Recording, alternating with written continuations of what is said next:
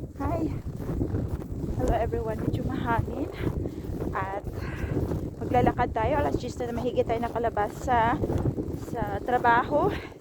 Malamig siya, kayang wheat chill. So ito yung lakarin ko. So alam mo ba, kahit ako po'y naglalakad kasi ako po'y hindi pa ako nagde-drive. And besides, sayang naman yung insurance kasi dito kasi sa Canada kailangan mong magbayad ng insurance kada bulan. So ayun, hindi tayo nag-acquire ng sasakyan. Kaya nalakarin na natin. So mga 10 minutes lang away yung bahay namin.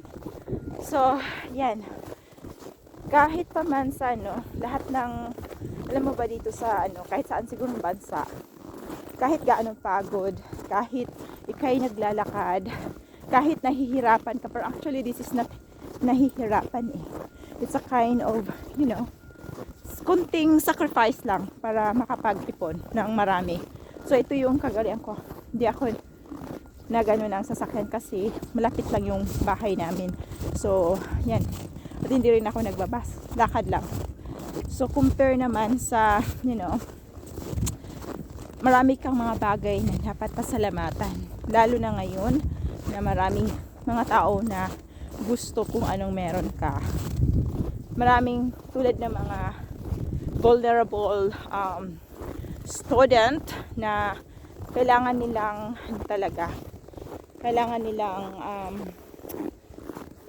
magsusumikap para maging PR sila.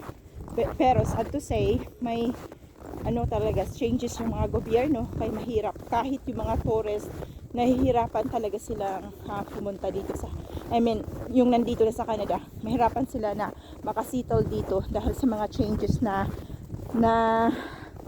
iba talaga yung hindi na sila maka-PR pa.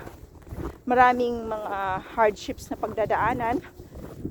Hindi na talaga basta-basta tulad dati na basta-basta lang. So ngayon, marami tayong pasalamatan. Gusto gawin natin silang inspiration na naswerte pa rin tayo na nandito sa Canada. Kaya wag nating sayangin yung pagkakataon na mag-ipon tayo kasi swerte tayo. Hindi tayo puro reklamo lang. Hindi tayo magreklamo kasi wala tayong dapat pagreklamuhan. Kasi Canadian citizen na tayo, PR tayo.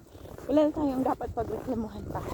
Kasi yung iba gumagastos talaga ng millions. Kaya swerte pa rin tayo. Kaya always magpapasalamat tayo sa Panginoon na swerte tayo talaga. We are super blessed.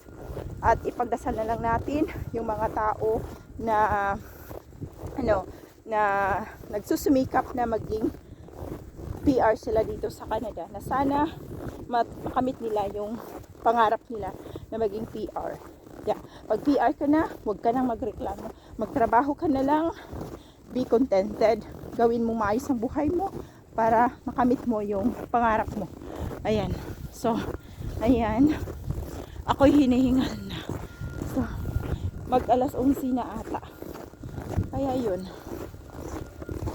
Buti na lang. At least, pero masakit yung mukha ko. Grabe. Walang tao ibang naglalakad, hindi ako lang. O diba?